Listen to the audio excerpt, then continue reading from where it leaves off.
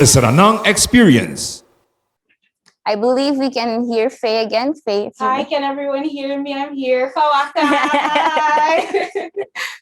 Yes. So as you were saying, Yeah, I'm so happy to be here. It was a very exciting day. We had some insightful conversations, and I'm ready to close it off and just have some discussion about what we talked about here today with you all. Yes, we're very happy to have you here. And I personally, I saw you grow in high school and college now. So Yeah. I know you're very opinionated and you're very bright. So thank you for being here. Thank you. Thank you guys for having me here. So I'm very excited to lead the discussion today. We're going to discuss what we kind of spoke about today, the conversations we had today. So we are going to reflect on everything we spoke about. We spoke about how to do a live pitch ourselves, how we can lead as volunteers, and that's just what we're here to discuss and to have a conversation about. So we know that as young leaders, we often get put in a box and we're aware that we can make a life pitch, but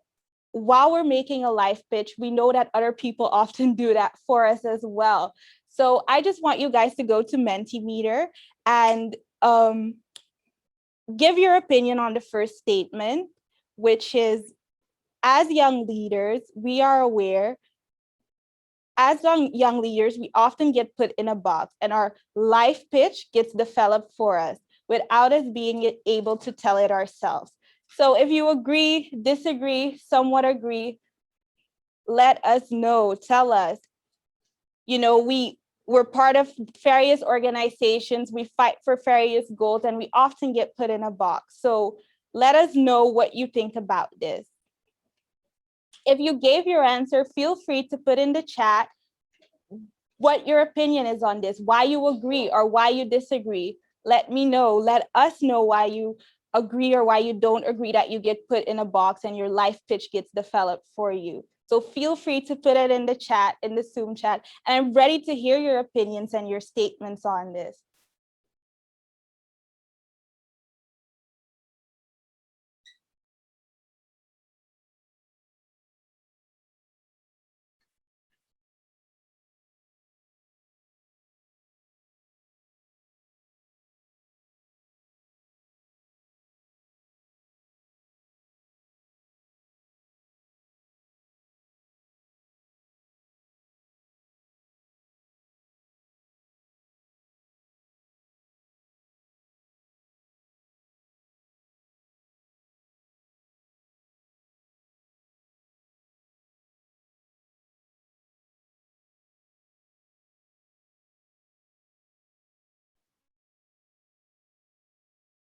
Yes, I'm looking forward to your answers and opinions in the chat, why you feel that you get put in a box or why you don't. So we have one from Kanita. For me, it's like there's a certain expectation and persons tend to be disappointed if that isn't constantly held by you. I totally agree with that because you're serving people and you're always doing such inspiring things, you know, there is a certain expectation and pressure. Um, Oker Duncan, I'm sorry if I'm mispronouncing your name. I think while this has been the traditional approach, things are thankfully changing a bit. Now, youth leaders are recognizing that they can actively shape their own trajectory. Okay, I love that. That's also true. We are doing what we want to do. We are doing what we need to do. We are changing the narrative.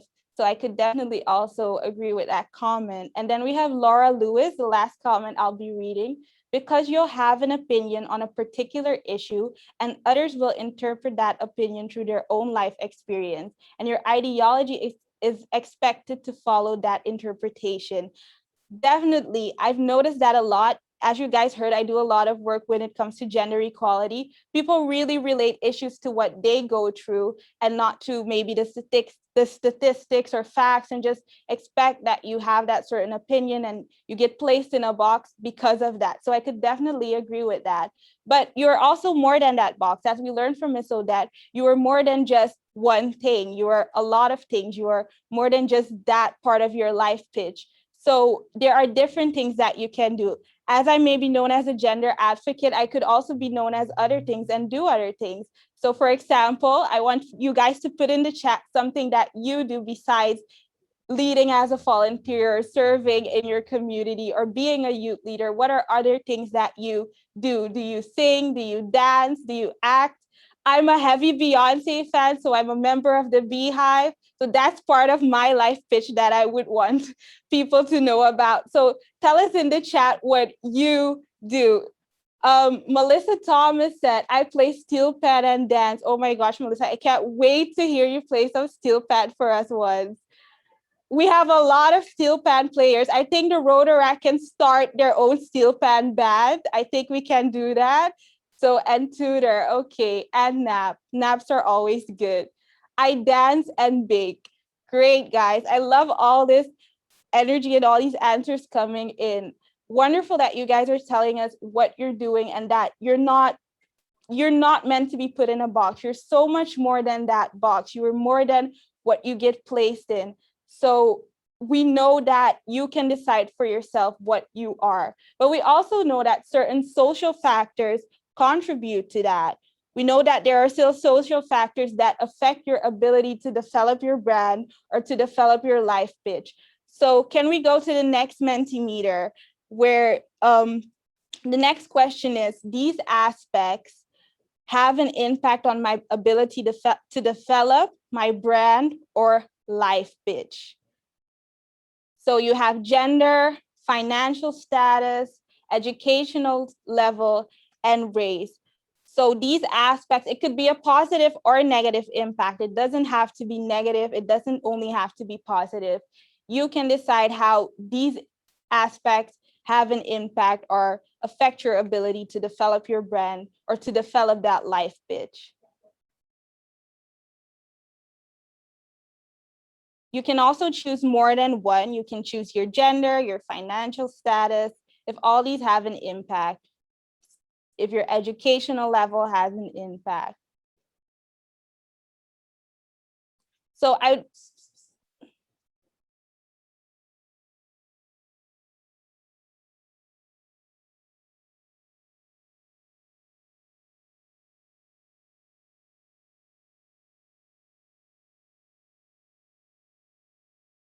free to give your answer.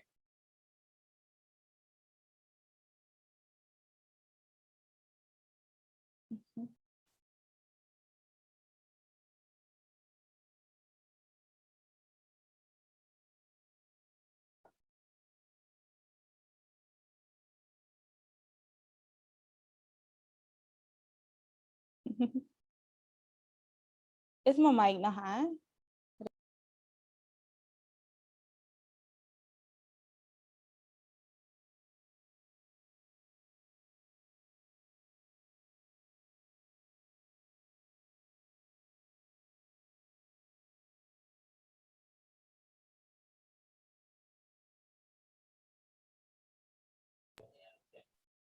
Okay, we're having some technical difficulties to place the votes on the next Mentimeter statement. So yes, we're finally seeing your answers. I was waiting for the answers and they're finally here. So a lot of people are saying that their gender has had an impact, and I'm also seeing financial status has had an impact on your ability to develop your brand. And I love to see in the comments or some comments how it has had an impact, whether it's positive or negative. And if you're open to sharing your opinion, how these aspects have had an impact on your ability to develop your brand or your life pitch. So feel free to share in the comments how it has had an impact. Like, a positive thing is, for me, my educational level has contributed to me being able to open more doors and get more opportunities. So that has had an impact.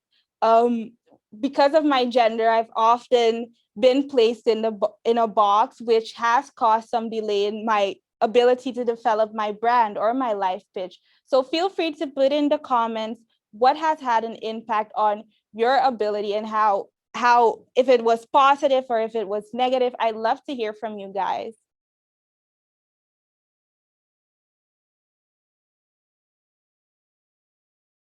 And for the people who still need to vote, go ahead and vote. If it's more than one thing, feel free to share it with us.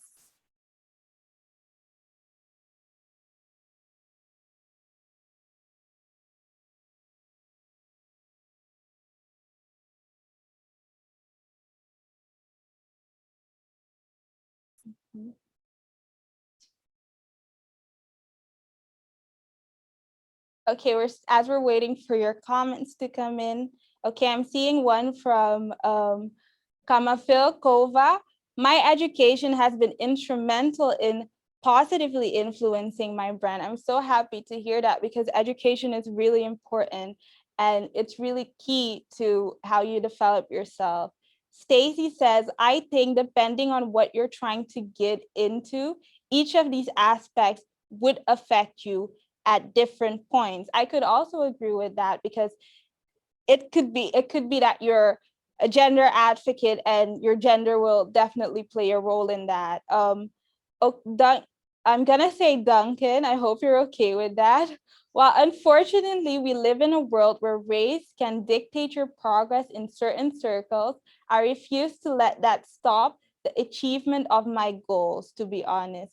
I prefer to take up space regardless. I love that. That's such a powerful comment and statement to make, that even though that these aspects have an impact on your ability to develop, you still decide to take up that space, to break barriers, to bring your seat to the table. And I think that's something that we have to do depending on what it is, even if it's your financial status or your gender or your educational level. Ensure that you break barriers, ask questions, ensure that you enter the new field. So we're going to go on to the next statement, which goes in a little bit in on social media, because social media plays a big role in our ability to develop our brand and our life pitch. So I want you guys to vote and say if you rather get looked up on Facebook, Instagram, LinkedIn, or nowhere. Go to the Mentimeter app and state where you would rather get looked up on. If you want to present your life pitch or your brand on social media, where do you want people to go to? While you guys are doing that, I'm still going to read one last comment about the previous statements about the previous Mentimeter app. My financial aspect has affected my ability to further develop my brand. As I want to expand my education, expand my education, but what I want to advance in is not available in my country. Therefore, I have the ability, I have to save to be able to migrate and pay for school and a living. Okay, that's great. I hope you are able to get to that point where you are able to break that barrier and to pay for your living and get your education. So I hope that works out for you guys. I know your financial status can be a difficult issue.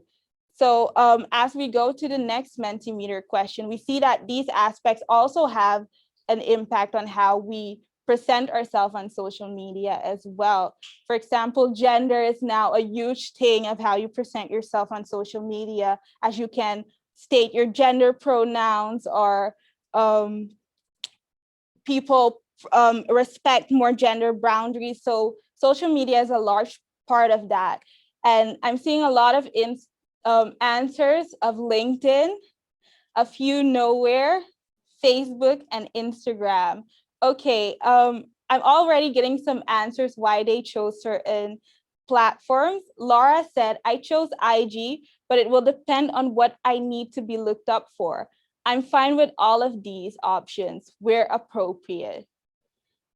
All your social media platforms should be a cohesive picture of your brand. I definitely agree with that your social media platforms should represent what you stand for, whether it's Facebook or Instagram. And it also depends on what you're getting looked up for. I mean, if you go to a party and you meet a few friends, you don't really expect them to go to LinkedIn, but if they do, that's also okay. So it should be a cohesive picture of who you are and what you represent. And we also should be reminded that social media is just a small part of it. And during the pandemic and during this year, we have made use of social media a lot. It was a very helpful tool and a useful tool to share our organizational goals and our messages and what we stand for. So it has been a tool, but at times it could be draining. So when people say nowhere, I do kind of feel that sentiment, because sometimes you want to get away from social media and you don't want to, get into that culture, because as more people have been using social media, it can sometimes get a little negative and draining as well. I read this tweet the other day that said, we used to escape reality to come to social media, but now we focus on reality to escape from social media. And I thought that was very interesting to read. We are getting a little bit drained sometimes by our social media usage. And when we're also having intergenerational conversations, we see that a lot of our elders are not making use of those platforms, but still were able to build a brand and a network, and were able to share their messages and goals without making use of these tools. So going to the next Mentimeter statement, if you guys go to your Mentimeter app, the next statement states that, do we need social media to network and broaden our horizons, to develop ourselves and our brand? So if you guys go into your Mentimeter app and read the statement, if you agree or don't agree, or it depends, it could depend if you need it or not. If we look at how it was done in the past, as we see how it's developing, do we need social media to network and broaden our horizons? Sorry for mispronouncing your name, Janazi. During the pandemic, yes, okay. Feel free to also send in your opinions and answers on this statement. Feel free to put it in the chat as well. Alexander says, social media, like every tool, is as useful as how effectively you use it. I think that I totally agree with that. It could be useful and it could be, I'm finally seeing the answers come in. A lot of people are saying yes, and a lot of people are saying it depends. Abigail says, definitely needed in my line of work, and future clients always want to reference my photos.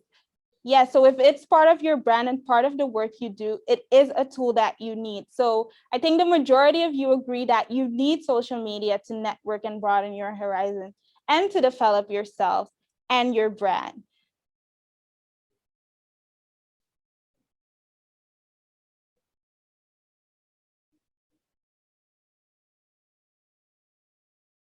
I'm seeing some chat still come in. As an online Spanish tutor, it matters. It's how I get all my clients. I love hearing about the different things you guys use it for and what you guys do to use that tool. It's amazing to see. And Duncan's last statement is the last one I'm going to read. Having a digital identity is important in this age, but to me, it honestly depends on the individual and your particular goals. I definitely could agree with that. So I've been having a wonderful conversation. I love hearing you guys' opinions and different statements and how you think about these issues and these topics. And you guys are incredible volunteers, leading volunteers that are leading by example. And you guys are doing an incredible job. And I hope that the tools you guys got here today have been as inspiring as we've seen. So we have been volunteering some of us have been volunteering for a long time. I've been doing it since I was 17. And in my 17 years, I've seen a lot of change when it comes into the world of volunteering. I've been seeing a lot of developments, things have gotten more structured, more rules and regulations when it comes to volunteering. We're also seeing that volunteers are having higher expectations, where you in the past would just be okay with certain things. Now you have certain things you expect. And people are also being open and honest about the fact that it could be self-serving at times. But what we see with all these structures and rules and regulations is that sometimes it distracts us from the goals at hand. It distracts us from what we need to do. So at first I want to ask, it's a simple yes or no question, seeing that we now have so many distractions and seeing how a lot of volunteers, have higher expectations, and it just feels sometimes like a full-time job that you really have expectations out of. The next statement I have, and going to go back to your Mentimeter app, is, are we still volunteers? And as you guys answer this, I want to hear from two of you. We're going to have two people speak and state why they say, yes, we are still volunteers, or no, we're not. So go ahead and answer this. And then if you want to speak, we have another question that you guys can brainstorm on. And then we'll have two people from our audience speak on their opinion.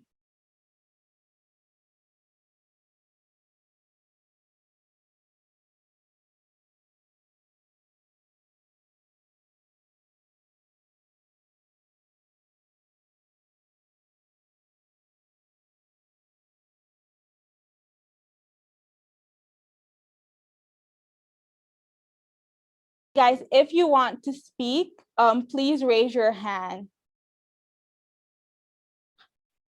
We're going to the last Mentimeter app, and the people that want to speak, I really want you to speak on if we're still volunteers. And if we go to the next Mentimeter slide,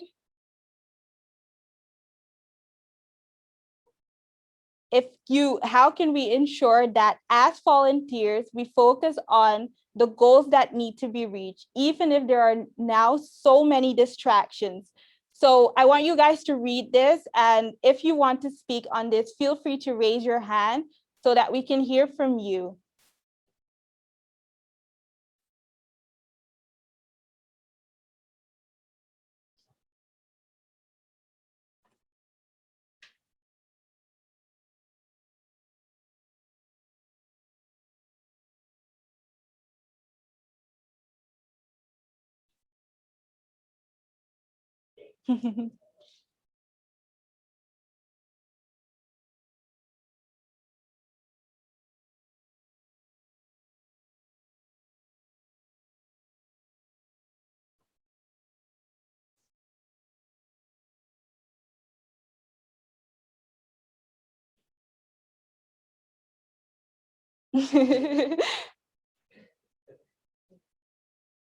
We have someone who put a thumbs up. I'm gonna take that as the fact that you're raising your hand.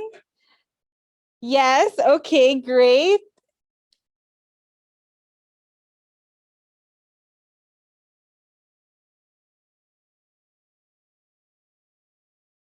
Can you please raise your thumbs up again?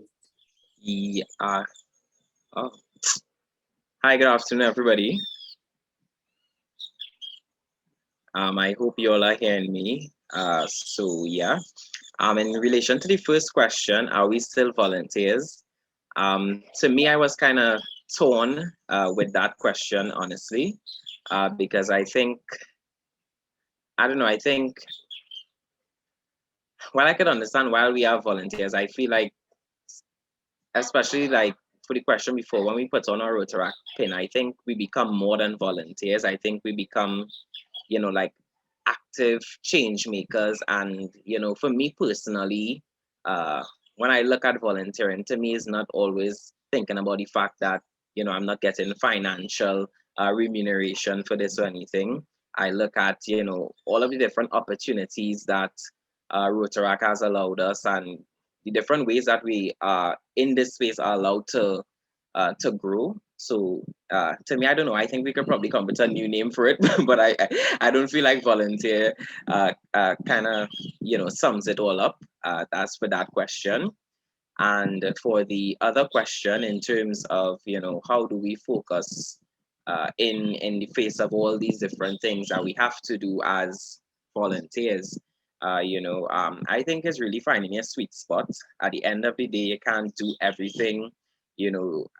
I think, from the time you come into an organization, whether it be Rotaract or Lions or, whichever organization you're in, just, kind of find your sweet spot, something that maybe aligns with your life purpose or your talents, and try to shine and do that to the best of your ability, because at the end of the day, everybody is definitely different, and I think all of us could excel or shine or give back something positive in different aspects of the organization. And when the whole, you know with everybody doing that, I think the whole will definitely show good. So yeah, that's it for me. Great, amazing. That was a wonderful answer. And I definitely agree with what you said about finding your sweet spot and finding out what works for you, and how the Rotaract has contributed so much that maybe you won't get the financial needs and stuff like that, but you still get so much out of it, and you still get so much out of volunteering. So I think that's a beautiful note to end on, because I'm seeing a lot of people are in agreement with you. So I thank you guys for being here, and I thank you guys for being wonderful volunteers, and keep up the work that you're doing, and ensure that you reach the goals that you have set out, not only for yourself, but as the organization. So thank you guys.